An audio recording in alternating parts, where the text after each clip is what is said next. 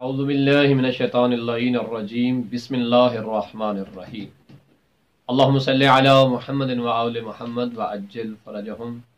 अस्सलामु अलैकुम व रहमतुल्लाहि व बरकातुहू या अली मदद अलैहिस्सलातु वस्सलाम। जैसा कि मोमिनीन जानते हैं कि माह मुबारक रमज़ान की बरकतें रहमतें बहुत करीब हैं हमारी इंशाअल्लाह ताला। तो अमूमन हमारे मुआशरे में एक रवाज है, रस्म कहें, जिस सूरत में भी उसे आप लेना चाहें। मसलन लोग पूरा साल नमाजें नहीं पढ़ते, कुरान की तिलावत नहीं करते, लेकिन जैसे ही माह मुबारक रमज़ान आता है तो लोग माशाल्लाह से बड़े पाबंद नमाज के हो जाते हैं, कुरान की तिलावत के हो जाते हैं।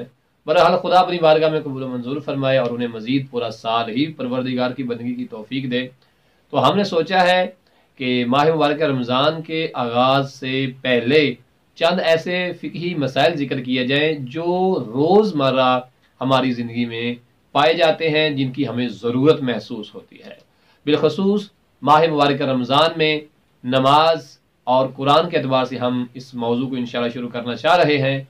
इसलिए आज हम आपकी खिदमत में एक बहुत ही अहम जो है वो फ़िक़ही मसला जो है वो बयान करेंगे, ताकि इसको, और ये हमारी रोज़मर्रा ज़िंदगी में बहुत ज़्यादा जो है ये मसला पाया जाता है और अक्सर अहबाब इस वजह से परेशान भी होते हैं और अक्सर अहबाब ये सवाल भी करते हैं। पहले वो सवाल सुन लें कि जिसके ऊपर आज हमने गुफ्तगू करनी है।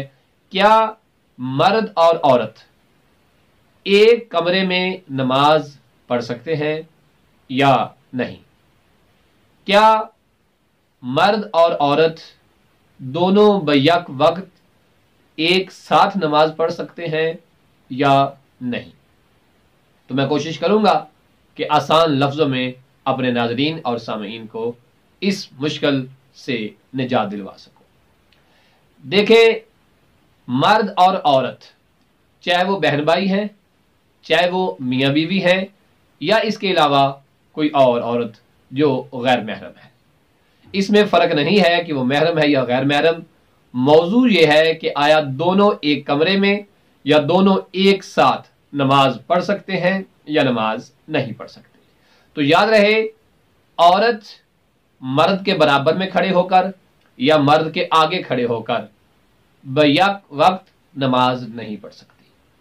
नमाज बातिल है।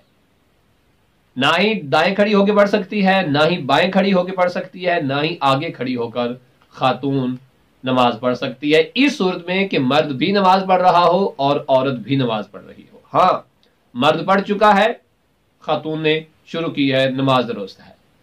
खातून पढ़ चुकी है, मर्द ने नमाज शुरू की है, नमाज दुरुस्त है। लेकिन बैक वक्त दोनों का बराबर में खड़े होकर या औरत का आगे खड़े होकर नमाज पढ़ना नमाज के बातिल होने का सबब है। और यहां यह भी बात ज़हन में रहे कि आप अब कमरे में हैं, मस्जिद में हैं, इमाम बारगाह में हैं या किसी भी जगह पे है, यही सूरत हाल है तो नमाज बातिल है। हाँ, अगर हालत इज़्तिरारी है, मुश्किल है, मसलन आप परवरदिगार आप सबको हज बैतुल्लाह की तौफीक दे, आप बैतुल्लाह में मौजूद हैं या मकामात मुक़द्दसा की ज़ियारतों पे आए हुए हैं, इतना रश ज़्यादा है कि वहाँ ये फ़र्क करना मुमकिन ही नहीं है। तो इस सूरत में शरीयत मुक़द्दस की तरफ से इजाज़त मौजूद है कि इस फ़र्क का लिहाज ना किया जाए। लेकिन ये हालत इज़्तिरारी है, ये हालत इज़्तिरारी है। इसके अलावा इख्तियारी हालत में दाएं बाएं और आगे खड़े होकर खातून नमाज नहीं पढ़ सकती। हाँ, एक खास फासला है, खास मुसाफत है कि जिसमें खातून नमाज पढ़ सकती है, मसलन दाएं या बाएं या आगे। मर्द की निस्बत और औरत की निस्बत, इन दोनों के दरमियान जो है तकरीबन 10 कदम का फासला होना जरूरी है। 10 कदम औरत आगे है, 10 कदम औरत दाई साइड पे है या 10 कदम औरत बाई साइड पे है, तो इस मुसाफत में बैक वक्त नमाज पढ़ी जा सकती है, कोई हर्ज नहीं। इससे कम होगी तो बैक वक्त नमाज पढ़ने में ये नमाज के बातिल होने का सबब बन जाएगा। अब यहाँ एक और भी बात जानना जरूरी है, जो मैं पहले भी इशारा कर चुका हूं कि इस एतबार से महरम और ना महरम का कोई फर्क नहीं है।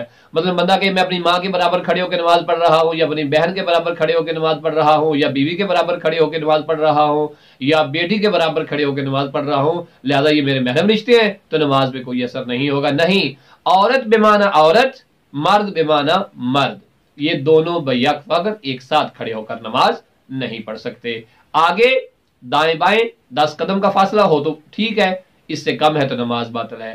بہتر یہ ہے کہ عورت مرد کی خلف یعنی پیچھے کھڑے ہو کر نماز پڑھے، کہ مرد کی جو پاؤں کی جگہ ہے اس کی جو بیک سائڈ بنے گی وہاں عورت جو ہے وہ پیشانی یا اس کی سجدے گاہ رکھنے کی جگہ ہو، اس صورت میں نماز درست ہو جائے گی، ورنہ مشکل ہے۔ تو ہم کوشش کریں گے کہ یہ جو روزمرہ کا سلسلہ ہے انشاءاللہ تعالی فقہی مسائل کے اعتبار سے ماہ مبارک رمضان کے آنے سے پہلے پہلے وہ اہم مسائل جو ہمیں ہر روز درپیش ہوتے ہیں یا ہوں گے وہ اپنے ناظرین اور سامعین مومنین و مومنات تک پہنچاتے رہیں۔ اپنا بہت سارا خیال رکھیے گا، اپنی دعاؤں میں ہمیں بھی یاد رکھیے گا۔ وہ صلی اللہ علیہ محمد وآلہ محمد۔